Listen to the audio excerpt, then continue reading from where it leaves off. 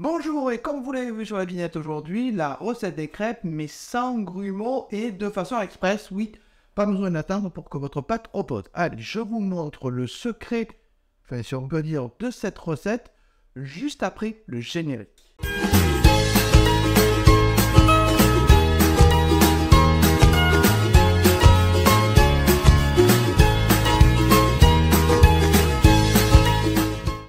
Alors, bien évidemment, avant de vous révéler le secret de cette recette express sans grumeaux, on va parler des ingrédients. Alors, pour de la pâte à crêpes, c'est relativement simple.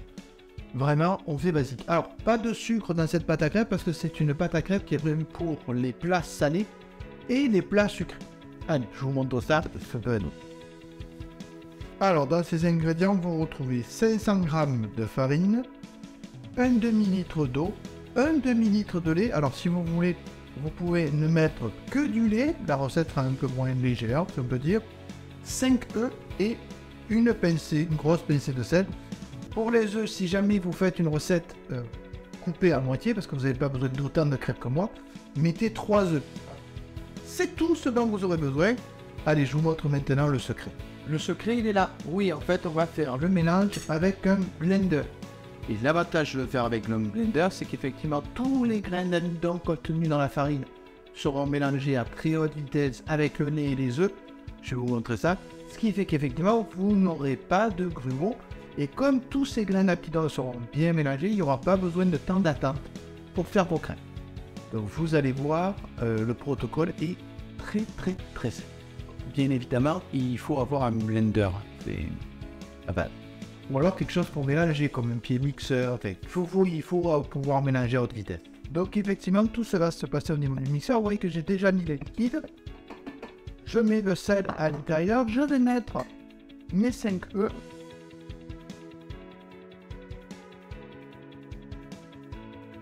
Voilà, et une fois que j'ai mis ça, je n'ai plus qu'à mettre à tourner.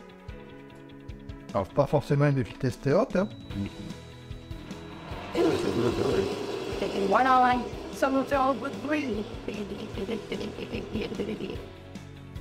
coup ça va faire un peu de bruit, donc. Et pendant que je mixe, je vais rajouter la farine cuillère par cuillère pour que mon appareil à crêpes se fasse tout seul. Oui, pour information, si jamais il y a besoin, je peux accélérer plus ou moins. Je vais accélérer au fur et à mesure que la pâte va être de plus en plus épaisse.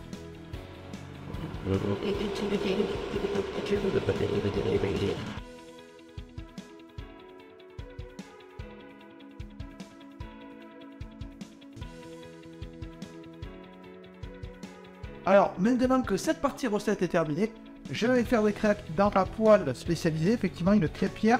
Important parce que ça facilite quand même pas mal des choses en termes d'adhérence, en termes de taille, etc. Si jamais vous faites des crêpes pour la famille, n'hésitez pas à mettre une casserole d'eau à bouillir avec une assiette dessus.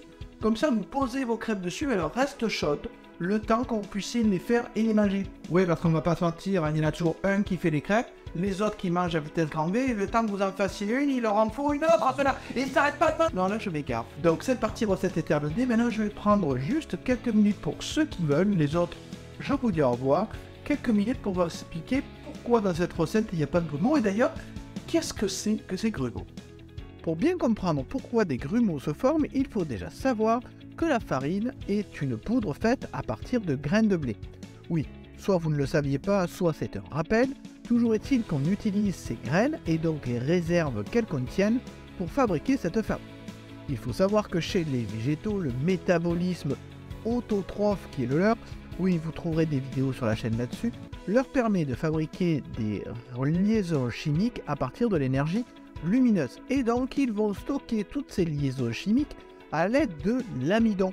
Ou alors vous me dites, mais c'est une petite molécule. En fait, il faut imaginer cet amidon, on le voit ici, représenté avec des boules pour les atomes. C'est un modèle moléculaire. En fait, ça, c'est un élément tout simple, mais l'amidon est un polymère. C'est-à-dire qu'il faut multiplier les molécules pour obtenir ce qu'il est vraiment.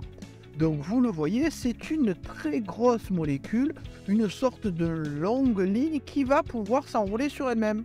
Mais quel rapport avec les grumeaux? Eh bien justement, quand vous allez mélanger cette poudre avec un liquide, l'amidon qui est à l'intérieur va avoir tendance à se recroqueviller sur lui-même. Et donc à partir du moment où il va former cette pelote de laine, l'eau qui sera à l'extérieur ne pourra plus rentrer à l'intérieur. Les amas de farine vont rester intacts sans être mouillés par le liquide. Et donc vous aurez ce qu'on appelle des grumeaux.